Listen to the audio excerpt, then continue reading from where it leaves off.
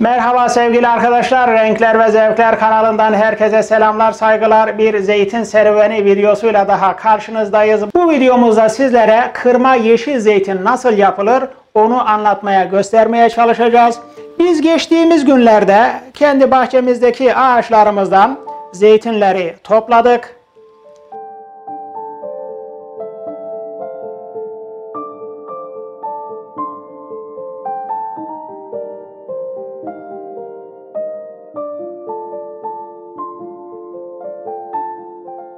Güzelce yıkadıktan sonra onları tek tek kırdık, bidonlara doldurduk.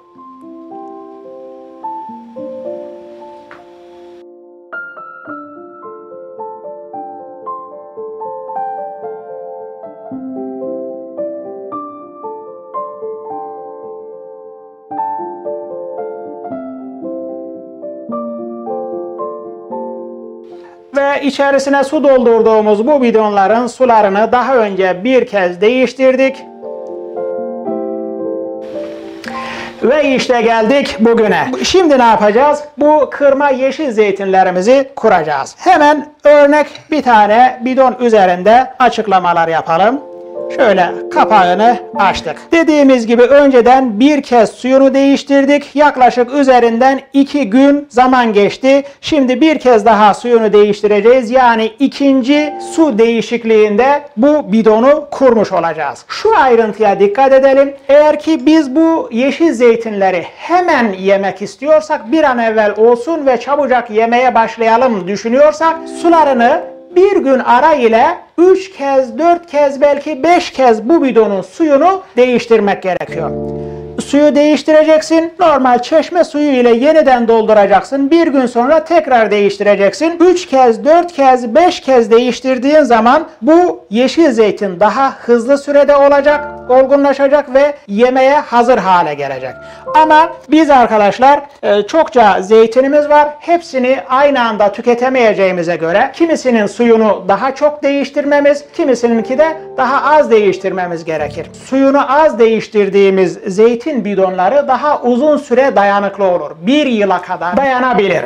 Eğer ki siz çok uzun süre dayansın istiyorsanız hemen direkt ilk su ile kurulumunu da gerçekleştirebilirsiniz. Bu su değişim zamanını siz kendinize göre ayarlamanız gerekiyor.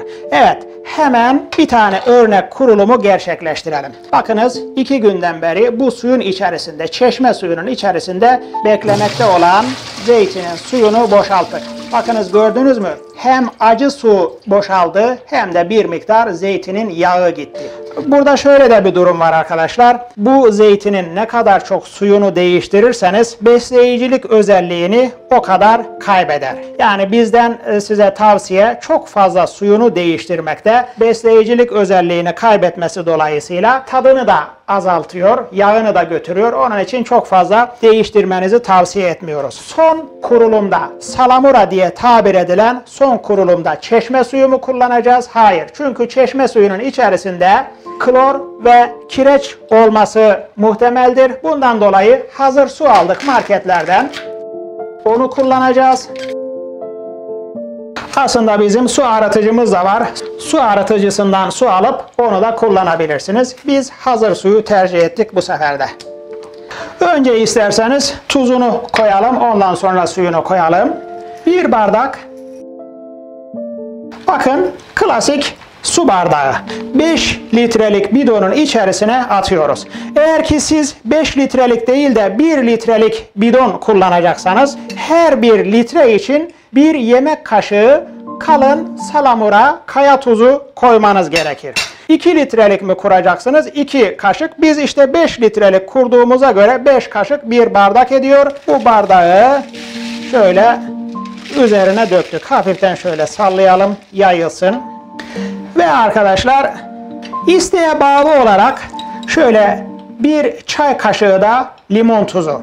Limon tuzu atıyoruz. Şimdi diyeceksiniz ki limon tuzu işte kimyasal değil mi? İşte sağlık için zararlı olabilir falan. Arkadaşlar kimya insanın hayatını kolaylaştırmak için vardır. Limon tuzu, sitrik asit tamam kimyasal yollarla elde edilir ama gıdaları uzun süre korur ve bozulmasını geciktirir. Bu özelliğinden faydalanmak istiyoruz. Limon tuzunu koymadan da yapabiliriz. Biz geçmişte limon tuzu koymadan da yaptık, koyarak da yaptık. Değişik denemelerimiz oldu her sene. Limon tuzu koymadığımız zaman daha erken yumuşamaya ve yavaş yavaş da bozulmaya başlıyor zeytinler. Bundan dolayı da limon tuzunu koyarak o dayanma sürecini biraz daha uzatmış olursunuz. Limon tuzunu da çok fazla abartmamak lazım. Bazı tariflerde işte bir yemek kaşığı veya işte bir tatlı kaşığı limon tuzu koymak gerekir gibi tarifler var. Limon tuzunu da fazla kaçırdığınız zaman limon tuzunun keskin bir tadı oluyor ve nasıl diyelim zeytini biraz sertleştiriyor. Yerken böyle hoş bir tat ve koku bırakmıyor ağzınızda. Biz ondan hoşlanmıyoruz. Bundan dolayı da limon tuzunu oldukça az kullanıyoruz. Siz artık damak tadınıza göre ister çok, ister az, ister hiç kullanmayabilirsiniz. Evet, tuzumuzu ve limon tuzumuzu koyduktan sonra hazır suyumuzu da ilave edelim. Arkadaşlar şöyle bir ölçüm yapıyoruz. Bakın arada bir miktar boşluk kalacak ya su ile kapak arasında. Birazcık daha su ilave edebiliriz. Bunun için yapıyoruz. Kapağın şu engin kısmı suyu bastırsın ve suyun içerisindeki zeytinleri aşağıya doğru ittirsin düşüncesiyle yapıyoruz. Çünkü suyun yüzeyinde kalan zeytinler kararmaya başlar. İşte bu kapağın şu özelliğiyle bu kararmayı da önleyebiliriz. Veya işte plastik aparatlar satılıyor arkadaşlar plastikçilerde. Buraya böyle işte bir plastik aparat koyarsınız. Zeytinlerin suyun yüzeyine çıkmasını önleyebilirsiniz. Ama bu tarz kapaklarda buna gerek yok. Direkt kapağını kapatabiliriz. Bakınız şuradan baktığımızda kapağın engin yüzeyi bütün zeytinleri suyun içerisine ittirmiş gözüküyor. Şimdi biz bunu ne yapacağız? Bunu böyle karanlık, boş ve serin bir yere koyacağız, konumlandıracağız. Ara ara kontrol edeceğiz. Çünkü arkadaşlar zeytin gaz ve asit yapabilir. Hepsi yapmaz ama birçoğu yapacaktır. Arada bir böyle kapağını açıp gazını boşaltmak gerekiyor. Tamamen açmak değil. Hafiften böyle çevirip gazı boşaldıktan sonra tekrar kapatmak gerekiyor. Ayrıca şunu mutlaka söylememiz gerekiyor. Zeytinler mutlaka plastik şişelerde yapılmalı. Neden? Yani işte cam dururken neden plastiği tercih ediyorsunuz? Cam daha sağlıklı diyebilirsiniz ama plastiğin elastikiyeti vardır. Bakın zaten şu aşağıda da böyle içeriye doğru bir tümseklik vardır. Zeytin gaz yaptığı zaman bu tümseklik böyle çıkar. En azından işte patlama, kırılma vesaire durumları olmaz. Bakın size bir örnek göstereyim. Bu geçen sene kurmuş olduğumuz zeytin. Altına bakınız. Gördünüz mü? Ne kadar tümsek oluşmuş. Ve su nereye kadar inmiş? Normalde su buradayken ta buraya kadar inmiş. Neden? Biz bunu biraz da ihmal etmişiz, unutmuşuz arkadaşlar. İçerisinde oluşan gazı almamışız ve bakın su aşağıya kadar inmiş. Şimdi kapağını hafiften çevireceğim. Böyle birden açmak tehlikeli olur. Böyle hafiften çevireceğim. Gazın çıkışını hissedeceksiniz, sesini duyacaksınız ve su yukarıya doğru çıkacak.